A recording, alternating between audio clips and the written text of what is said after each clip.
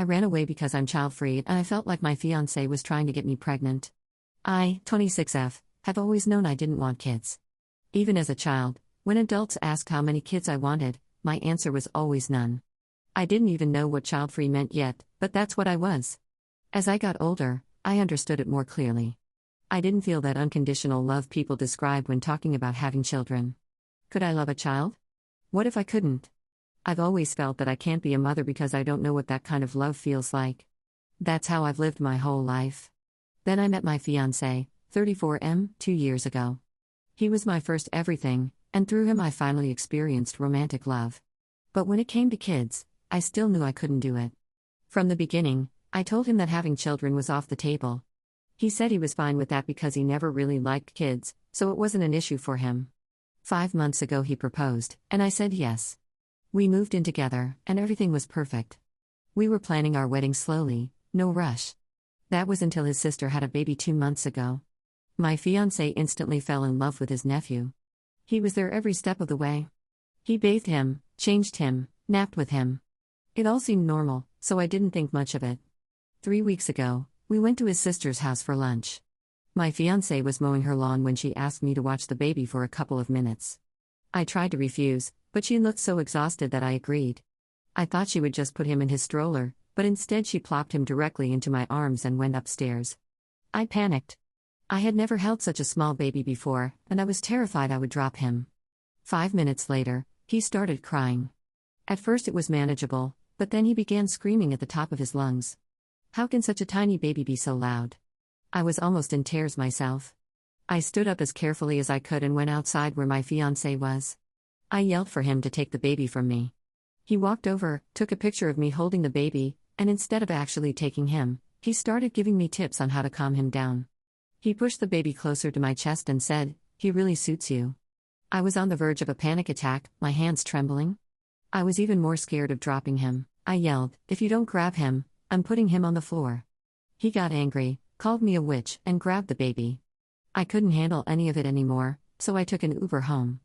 He came home around midnight, showered, and went to sleep on the couch. When I woke up the next morning, he was already gone. He didn't come home again until 3 a.m. I told him we needed to talk, but he just said, "Tomorrow," and went back to the couch. The next day, when I returned from work, he was waiting for me.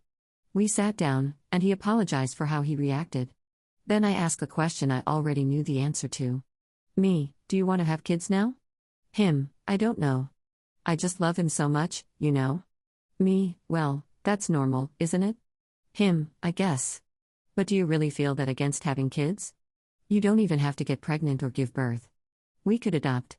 I told him how terrifying pregnancy and childbirth were for me, especially because my mother almost died giving birth to me and had to have an emergency hysterectomy. Me, that's not the only reason, and you know that. You know how I feel about not knowing if I could love a child unconditionally. Him, I know, but you learn to love me, right? You can love a child too. Listen, we don't have to agree now. We can get married first and revisit it later. Please don't shut it down immediately. Then he started to cry and hugged me, so I dropped the topic. But deep down, I knew I couldn't be a mom. I know myself. And honestly, I felt betrayed by him. I thought maybe I'd eventually start resenting him, but I hoped we could move past this. Then he started doing strange things. He changed his wallpaper to the picture of me holding the baby. He started calling me mama. He wanted to have unprotected sex. He even began touching my stomach when he thought I was asleep. I have untreated fertility issues. My period is irregular, but mostly pain-free, so I never pursued testing since I didn't plan on having kids. When he suggested I go to the doctor to see what's going on with that, I panicked. It felt like he was trying to get me pregnant, and deletion is still illegal in the country we live in. So I left. I told him my mom fell in the shower and broke her leg, a lie, and that I wanted to stay with her for a couple of days. He said that was fine. I waited for him to go to work, grabbed important documents, some clothes, sentimental items, my dog, and left. I don't know if what I did was right. I'm starting to doubt myself. Maybe he just wanted me to be healthy. Maybe he was just cuddling me. Maybe he liked the picture. But I can't shake the feeling that something was wrong. He hasn't realized that I left and never come back. He only questioned why I took the dog, jokingly. I didn't tell anyone what was happening. I just told my mom I missed her. Maybe I should go back and pretend everything is fine, but something about him feels off now, and I don't know anymore. Update 1, condensed and corrected, content preserved. I got a pregnancy blood test, negative. I talked to my mom and then my sisters. They admitted they never liked the age gap but didn't want to push me away by saying anything. I apologized and told them to always tell me if something feels wrong. I told my boss a safer version of the truth.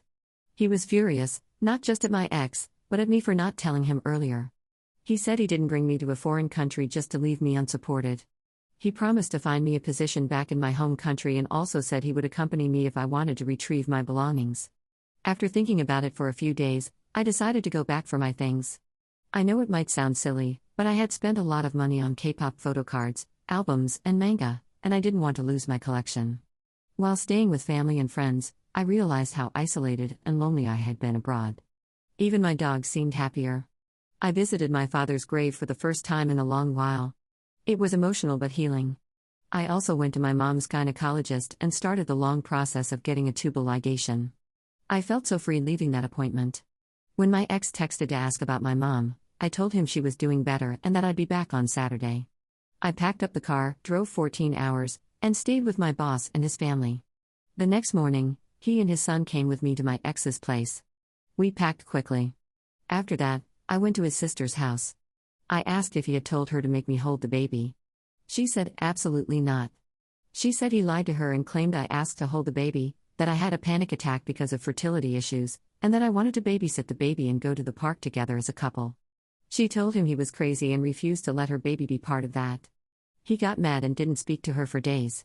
She was furious when I told her the truth. She apologized. I apologized. She said she was considering going low contact with him because his behavior was creepy.